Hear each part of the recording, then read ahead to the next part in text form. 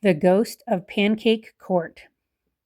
Bean was hiding inside a big round bush in her front yard. The bush was right next to the sidewalk, and it was very scratchy and sticky inside. But Bean needed to be in the bush for her plan to work. Here's how Bean's plan went. She took a $20 bill out of Nancy's purse and taped a long thread to it.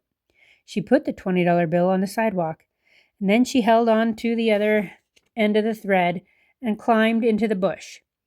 Nancy would be coming home from school soon. She would see the money on the sidewalk. She would bend down to pick it up. Bean would quickly pull the money away, and then Nancy would freak out. Bean could hardly wait. There was only one problem. Nancy didn't come. Bean sat inside the bush for a long time. A branch poked her arm. Leaves fell down her shirt. She itched. She waited. Nothing happened. It was very quiet. Bean was hardly ever this quiet for this long. Because there was nothing else to do, she looked at the house across the street. Really, it wasn't across the street. It was around the street. Bean loved her street. The first reason was its name, Pancake Court. The second reason was that it ended in a big circle right in front of Bean's house. Her dad called it a cul-de-sac. Bean called it cool. If Bean started riding her bicycle at the end of the block and pedaled really, really hard, she could whiz around the circle, tilting low over the sidewalk like a motorcycle racer.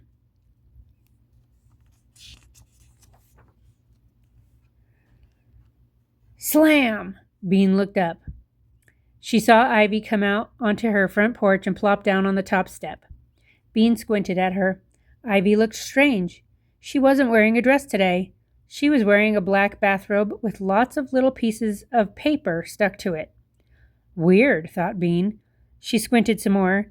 Instead of a big book, Ivy was carrying a stick, painted gold. Bean made a face. What a goony costume, she thought. What a dork. Ivy sat. She didn't do anything. She just sat there all by herself. That was another strange thing about Ivy. She didn't mind being alone. She never played with anyone.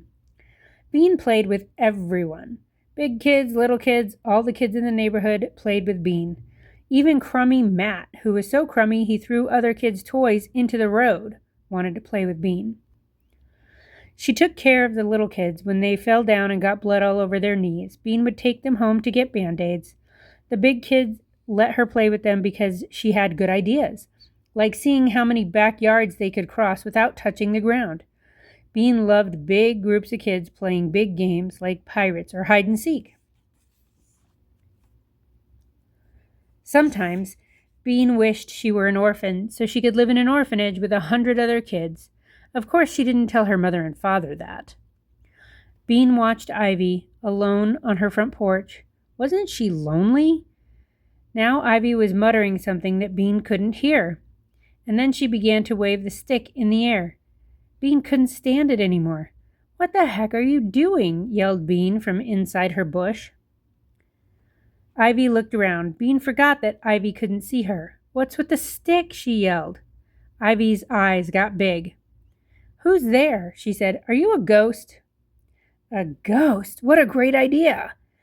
Bean made her voice scratchy and spooky. Yes, she howled. I'm the ghost of Mr. Killup. I lived in your house before, and I died there too. Mr. Killup had actually moved to Ohio, but Bean thought it was more interesting to say he had died. I've come to haunt you. Tonight when you're sleeping, I'll wrap my icy fingers around your neck.